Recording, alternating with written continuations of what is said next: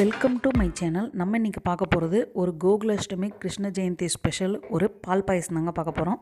இந்த பால் பாயசத்துக்கு நம்ம என்னென்ன இன்க்ரீடியன்ட் தேவைன்னு பார்த்துடலாம். ஒரு சின்ன டம்ளரில் பச்சரிசி எடுத்து வச்சுருக்கேன். அந்த பச்சரிசியை ஒரு கிண்ணத்தில் ஊற்றி அதுக்கு மூங்குற அளவுக்கு தண்ணி ஊற்றி நல்லா ஊற வச்சுக்கோங்க.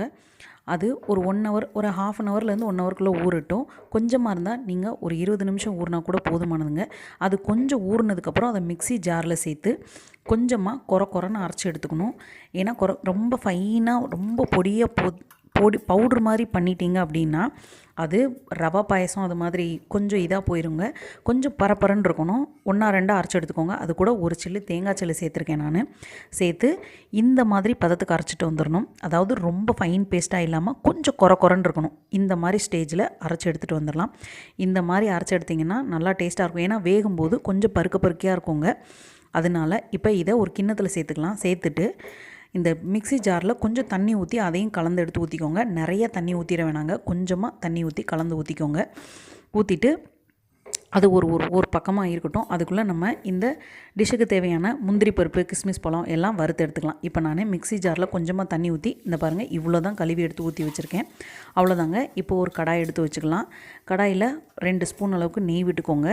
நெய் விட்டு அது கொஞ்சம் உருகட்டுங்க. உருகுனதுக்கப்புறம் நம்ம முந்திரி பருப்பு தேவையான அளவு உங்களுக்கு எவ்வளோ தேவையோ அந்த அளவுக்கு முந்திரி பருப்பு சேர்த்துக்கோங்க. முந்திரி பருப்பு லேசாக அரைப்பதம் வதங்கினதுக்கப்புறம் கிறிஸ்மஸ் பழம் சேர்த்துக்கோங்க. ஏன்னா சீக்கிரமாக அது கருகிருங்க. அதுக்காக இப்போ லேசாக பொரிஞ்சது வந்ததுக்கப்புறம் அதை வேறு தட்டுக்கு மாற்றிக்கலாம். எல்லாத்தையும் எடுத்துகிட்டு இப்போ நம்ம ஆல்ரெடி நம்ம அரிசியை ஊற வச்சு மிக்ஸி ஜாரில் அரைச்சி எடுத்து வச்சுருக்கோம் இல்லையா, அதை வந்து நல்லா கிண்டி விட்டுக்கோங்க. கட்டி இல்லாமல் கிண்டி விட்டுக்கிட்டு தண்ணியில் கிண்டி விட்டுட்டு அப்புறம் இது கூட சேர்த்துக்கோங்க.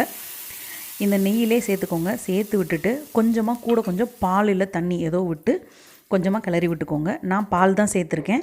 பாலை விட்டு கொஞ்சம் கிளறிக்கிட்டே இருங்க. கொஞ்சம் இது லேசாக வெந்ததுக்கப்புறம் இன்னும் கொஞ்சம் பால் சேர்த்துக்கலாம். பால் ஒரே பட்டில் ஃபுல்லாத்தையும் சேர்த்துறாமல் கொஞ்சம் கொஞ்சமாக சேர்த்துட்டு வாங்க. நல்லா வெந்துடணும்.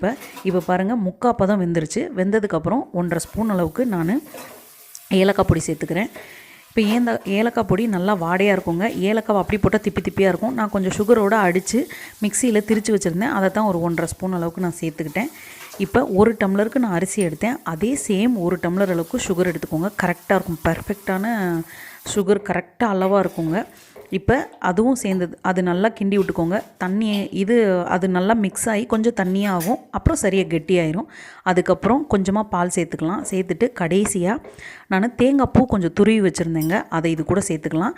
நல்லா சாப்பிட்றப்ப நல்லாயிருக்கும். சாப்பிட்றதுக்கு வாயில் கிடைக்கிறப்ப நல்லாயிருக்கும். இப்போ நம்ம வறுத்து வச்சுருந்த கிஸ்மிஸ் முந்திரியை போட்டுக்கலாம். அதில் போட்டு கிளறிக்கோங்க. இப்போ ஃபைனலாக நம்ம பாயாசம் ரெடி ஆயிடுச்சு. லாஸ்ட்டாக ஒரு சின்ன டம்ளரில் 1 டம்ளர் அளவுக்கு பால் சேர்த்துக்கோங்க. அடுப்பு அமர்த்தினதுக்கப்புறம். ஏன்னா அது கெட்டியாயிருங்க. நம்ம அடுப்பு அமர்த்தினதுக்கப்புறம் 1 டம்ளர் பால் சேர்த்துட்டு பால் சேர்த்த உடனேவே 1 ஸ்பூன் நெய் சேர்த்துருங்க. அதுக்கப்புறம் கெட்டியாகாது, நிறைய கெட்டியாகாது. அதே ஸ்டேஜ்லேயே நின்றுக்கிறோம். அதுக்காக இப்போ பாருங்கள் நம்ம பாயாசம் ரெடி ஆயிடுச்சு. நல்லா ஒயிட் கலரில் நல்லா பாயாசம் ரெடி ஆயிடுச்சுங்க.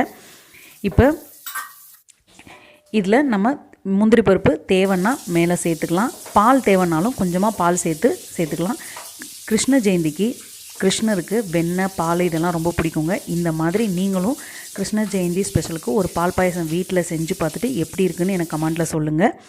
இதே மாதிரி இன்னொரு வீடியோவில் இதே மாதிரி ரெசிபியில் மீட் பண்ணுறேன். தேங்க்யூ.